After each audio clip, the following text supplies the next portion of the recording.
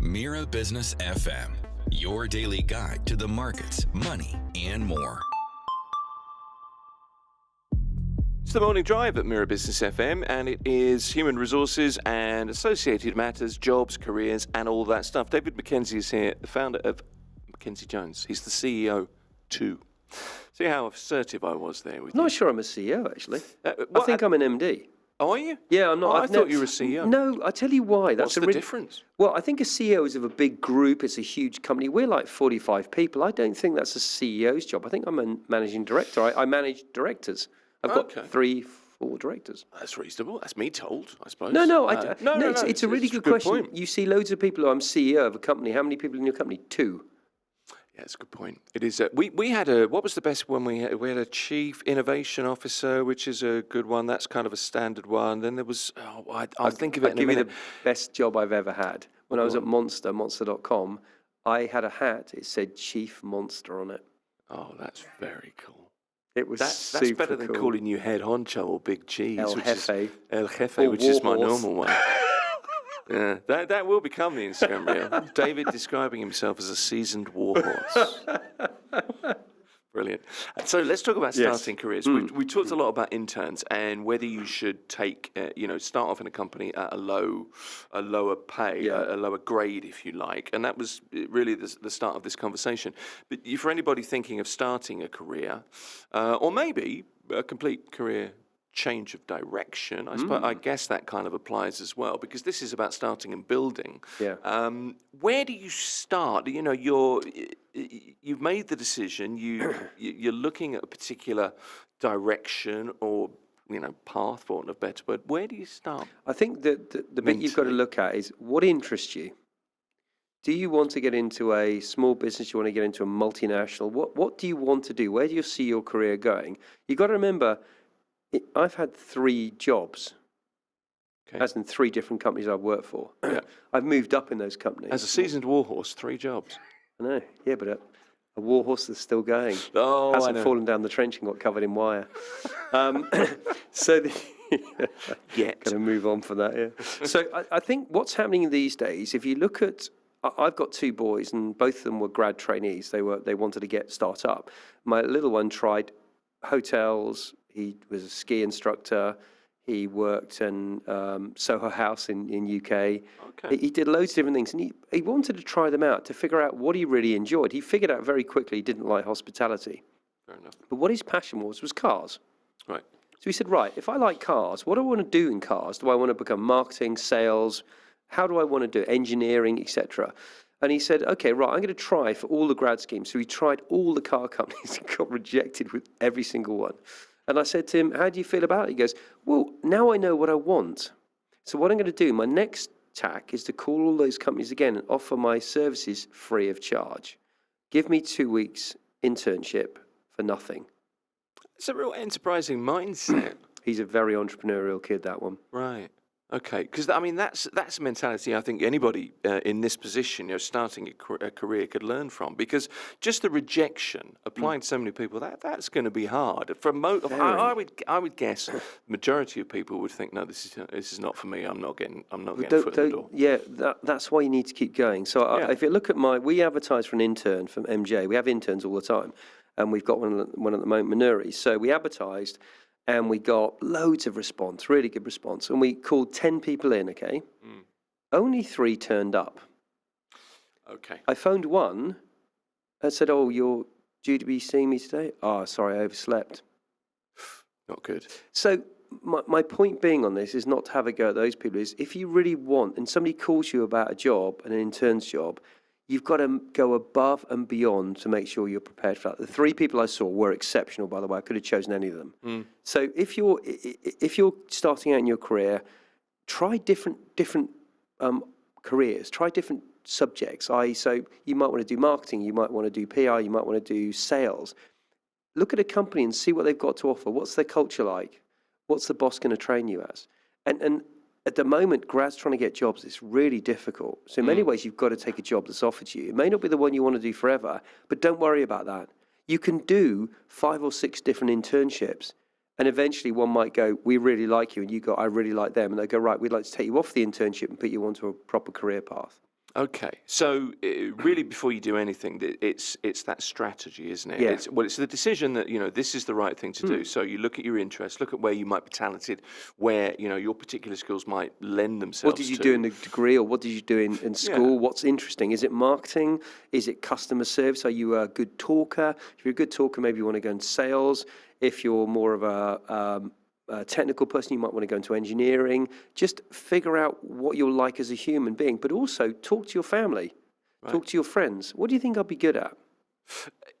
That's a good thing to do. Surely, if you're in sales as well, I always think there's people. A lot of people say this, and you've said it there. If you're a good talker going to sales, I always think good talker. You're absolutely right. You do need to be a good talker, but you've got to be able to listen because people will tell you what they want. Absolutely. That's really a key, isn't it? The ability, the confidence. Salespeople from the confidence and there's a nature, there's a way. I don't have that, but you've also got to keep your ears open. And that's the key thing, especially in my job. Technically, we're salespeople, but the best people in my business are the ones that listen. Yeah. Because if you listen, you understand what somebody's saying to you, but you've got to prompt them to give you the right cues. So you've got to ask the right questions to get the right responses so you understand what they're trying to do. Yeah. And don't be afraid to ask the daft questions. I've learned that. But that's a really good question, actually. And I think there is no stupid question. I mean, I was doing a diving course recently, and I'm a diver, and I forgot I had to put the tanks on, where you put the octopus, the hose. Yeah. Okay. Oh, look at you. And so I said to the guy, I'm sorry, I can't remember which way around. He goes, yeah, no problem, that way. Got it immediately. I asked a very basic question a diver should know, but I just mentally forgot. And he went, yeah, just do it that way around. And that was it. There was no, idiot. He probably did think that, but... I'm not commenting. I'm still thinking of you as a seasoned warhorse. Forever. In a diving suit. Probably. Look, so that's interesting. So far we've got, haven't we, loosely, look at what you think you'd be good at, the talents, where your talents may lend you, look at your career preferences, look at the directions you want to go, be confident. Identify the companies you want to work for. Identify the companies, that's a good point. What about specific qualifications? Are you suitable for these things? Look at the things that you have in your back pocket, kind of thing. Look, if an employer looks at a CV, the things they look at is what has that person done? If they're new, what have they done work experience-wise, and how are they educated? Do they have a degree? If they don't have a degree, what work experience have they got? If you want to go into HR, you've got to have a CIPD. If you look in engineering, you've got to have an engineering qualification. You would have done some engineering. So it's all those things you think you should do. One thing is don't do, and I say this, and this seems to be more of a subcontinent thing. I have very young people doing MBAs, like 23, 24-year-olds doing an MBA. And I'm like, an MBA is when you're 35, 40, when you've had work experience, and the MBA develops you as a general manager and as a seasoned person. Not when you've just started out. I wonder about that. Is an MBA something that you tack on once you have some experience? Yeah, what it does, it fine-tunes you and makes you more strategic, it makes you a better general manager, it makes you look at problems slightly differently. But you've got to have been through those problems to really take advantage of your MBA. So what a lot of people do now, and this seems to be a trend in Europe, is you do your degree and then you do a master's. Okay. They're extending their education, basically. Okay. So more and more people have got masters now. Right. I've got an HND, which apparently my kids say means have no degree. Yeah. Savage. Absolute savage. Kids are savage, though, aren't they? Yeah. One can kill me as well, so that's even worse. Legally. Oh, man. Heartland text from... she's in Thailand. Oh. I guess Heartland's a female name. I was told previous experiences obtained outside the UAE don't matter in applying for a job in Dubai.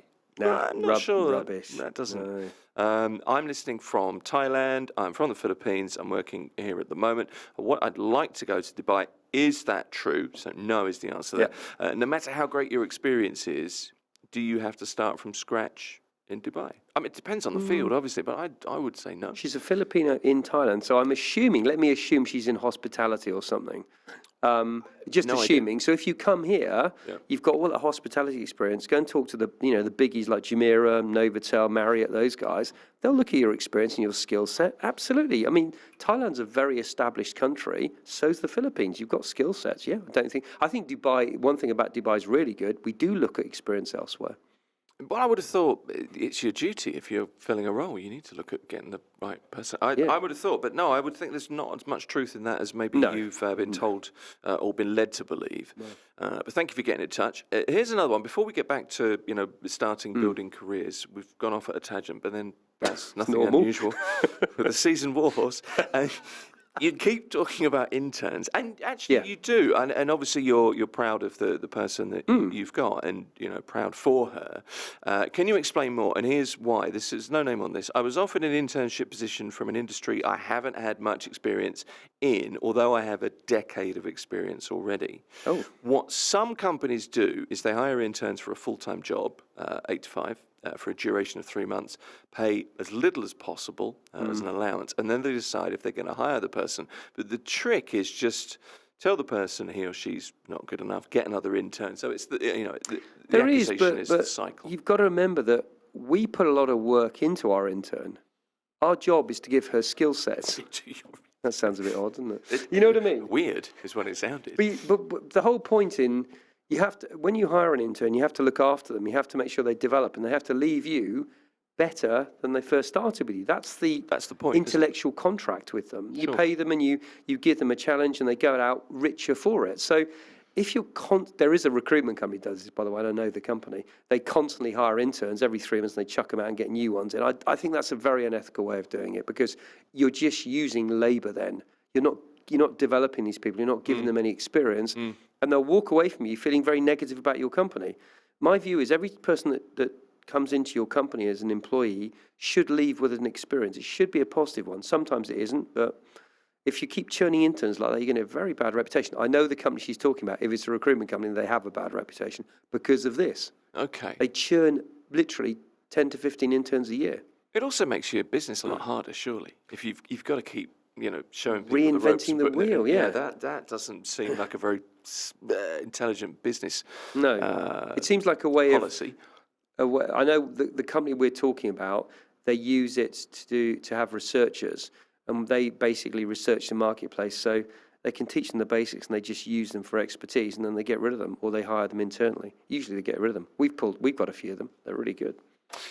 That's a shame. All right, then. Let's go back to building careers, starting your career, first of all, researching industries and careers, considering volunteering or interning, assuming you find the right kind of position. The other thing I thought was looking ahead a little bit is finding a mentor, having somebody that you can bounce your ideas off, somebody you respect in the industry, hopefully, that you're interested in, and establishing that relationship. And there are a number of reasons for that. There's obviously the learning process. There's it helps you to build your confidence to work out whether you're the right person. There's also the contact aspect. I mean, there's lots of reasons for that. I think mentors are really good, but pick your mentors wisely. Don't pick your boss. It's got to be somebody that is outside of what you're currently doing, because they can give you a very impartial view of what you're doing. Okay. So, and also when you join a company, don't just pick the person that seems to be the best, or the one that's doing really well. Wait a bit of time, watch how people are working, and figure out which one fits personality with you the best. Right. You don't pick the same person as you. You try and pick somebody who can add to you, and can give you very clear guidance and criticism about what you're doing as well. So go against the grain a little bit. It's not necessarily just sitting with somebody who you kind of agree with, so you can have a nice mutually... Yep. My intern is very different to me. She's an introvert. Yeah. I'm an extrovert, as you can probably tell. You're also a seasoned what? Extrovert, seasoned warhorse. Yeah, there you go.